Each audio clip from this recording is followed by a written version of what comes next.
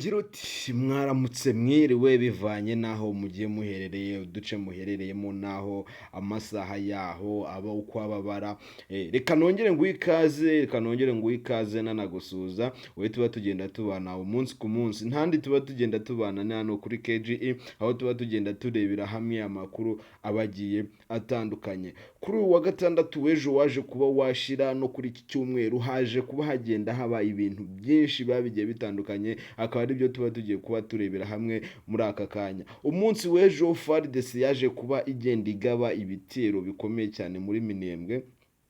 Ushobora kwibaza ati ejo yaje kuba yibanda mu bihe bice.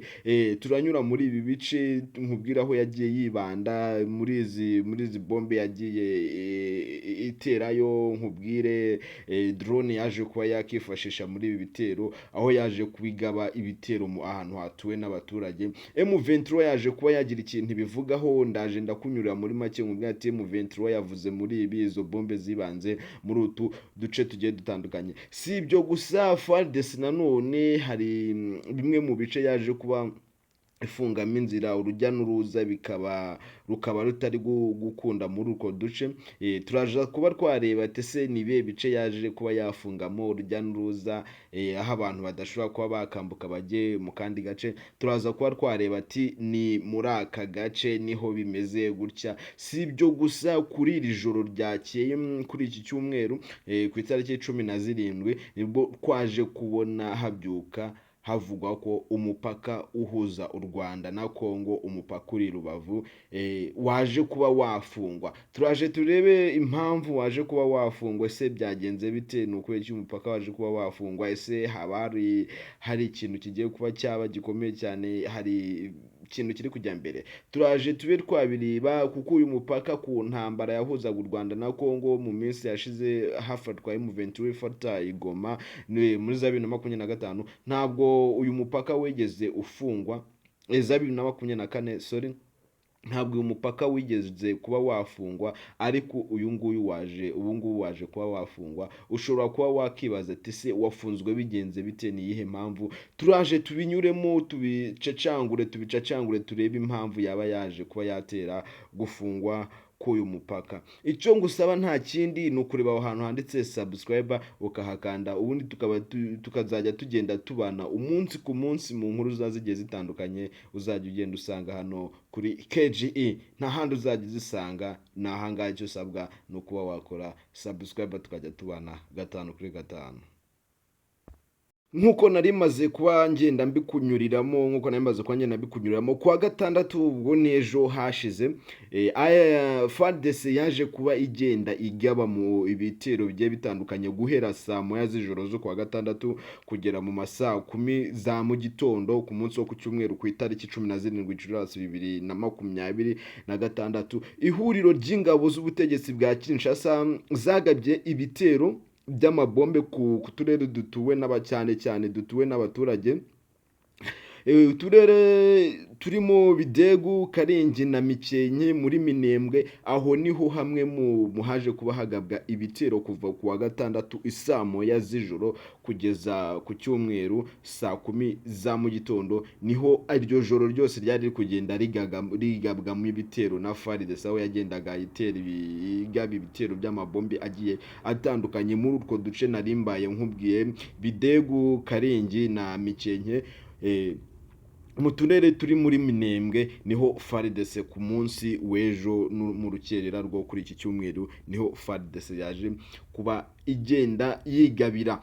Ibi bitero byaje kuba bigenda bibera icyarimwe, hakoreshejwe drone za kamikazi n'utudege dutoya twa Ket-6 byibasiye abaturage n'abasivili nk'uko bitangazwa na AFC M23 mu itangazo yaje kuba igenda ishyira ahagaragara.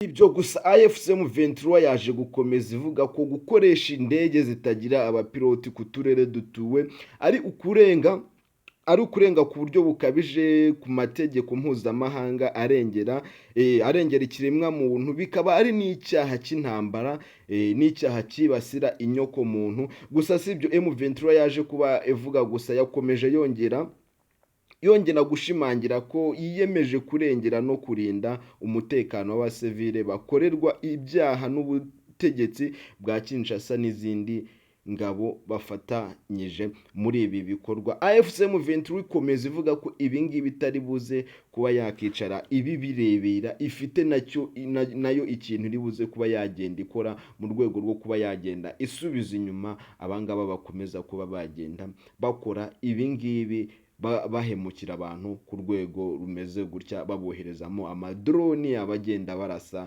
uko biba bigenda bigaragarira abantu bose.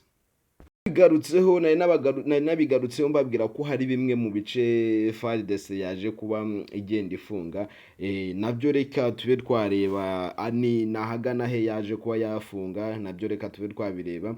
Urujya n'uruza hagati ya Bukavu na Uvira, imijyi ibiri minini yo muri Kivu y'Amajyepfo, rwongeye guhungabana, giye kuba rwahungabana ku itariki 15 Gicurasi 2026, ubwo ni ku munsi wo kuwa gatanu, nk'uko abatwara abagenzi bakoresha iki gice cy'umuhanda w'igihugu nimero 5 bagiye babitangaza, bavuga ko imodoka zahagarikiwe ahitwa Ngaganiro muri Ruvungi, kariho haje kuba hagenda hahagarikwa imodoka zaziri kwa zigenda zitwara abantu n'ibintu, nk'uko mubibona hano ku mafoto twagiye tugenda twifashisha.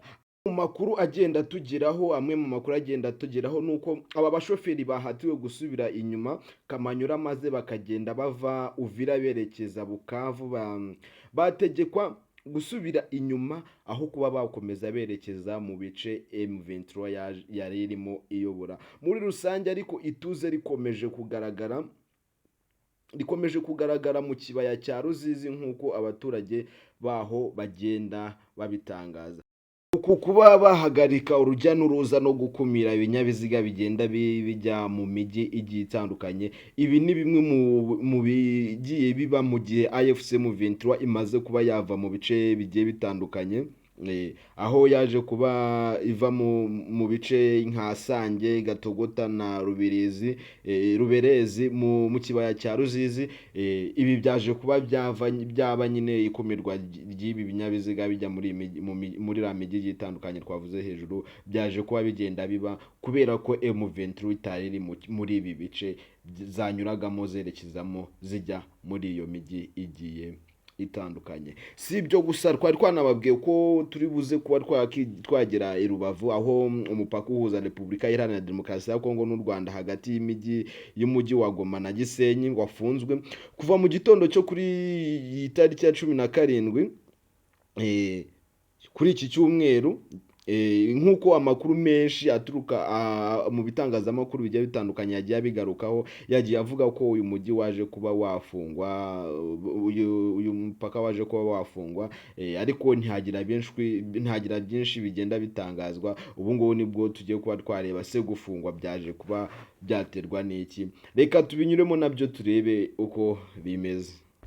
Mumenyesha ko ubwo twatangiraga kuba twatunganya iyi nkuru, cyangwa ubwo ibinyamakuru bimwe na bimwe bigiye bitandukanye byagendaga byandika kuri iyi nkuru, ndakumenyesha ko iri tangazo leta y'u Rwanda itaba yigeze irivugaho, nta kintu yegeze iba yatangaza kuri ibi byari biri kugenda bivugwa mu itangazamakuru. No ku ruhande rwa M23 akaba ari nta kintu begeze batangaza, nyine bagaragaza ko ku byaba byabaye.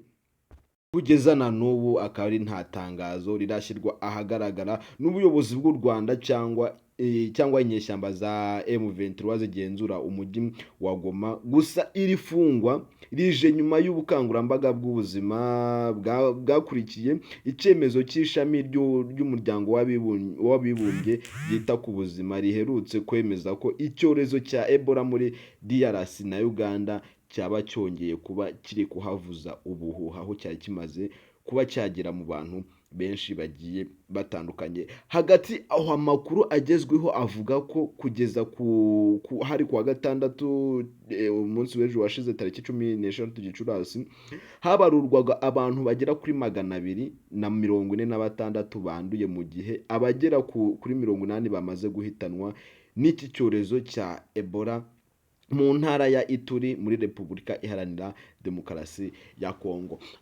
kugeza ubu muri bamwe mu bantu bagiye batandukanye cyangwa abasesenguzi bagiye batandukanye, mu gihe itangazo ritarasohoka rivuga ngo risobanura ifungwa ry'imipaka, bari kuba bahuza iki cyorezo cyaje kuba cyagaragara muri Repubulika Iharanira Demokarasi ya Kongo, niba bavuga ko agera muri 246, yego muri 246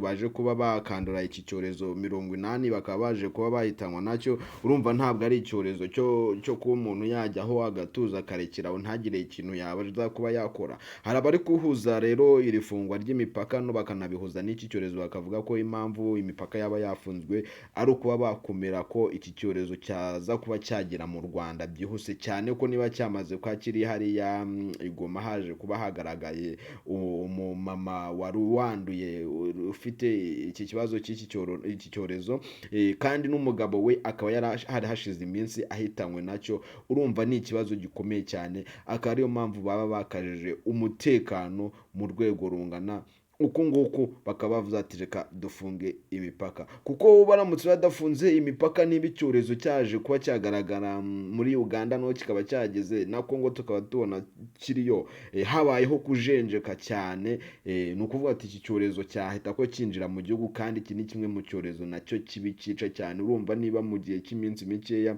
abantu bagera muri 246 banduye, 80 bakaba bamaze gupfa bavuye mu buzima, urumva ni icyorezo kibi cyane gifite ubukana. Ibi ni bimwe mu bihugu bibiri bituraniye n'u Rwanda cyaje kuba cyageramo, ni nayo impamvu rero zo kuba hakazwa ingamba zigiye zitandukanye zatangira gukora ubu ngubu. Gusa kugeza kuri ubu nta rwego rurigera rugira icyo rubivugaho hano mu Rwanda, n'abayoboye Repubulika Iharanira Demokarasi ya Kongo nko mu mujyi wa Goma kuri ubu M23 nta kintu irigera ibitangazaho. Mu gihe haba hagize igitangazwa kuri iri fungwa ry'imipaka, nta handi wajya ugenda ubisangane hano kuri KGM. Icyo ngusaba, kora subscribe tujye dukomeza kubana umunsi ku munsi. Murakoze cyane, jye wabagezagaho iyi nkuru, amazina nta yandi ni Hakizimana Emmanuel. Komeza ugubwe neza cyane, dusubire mu kanya mu nkuru zigiye zitandukanye.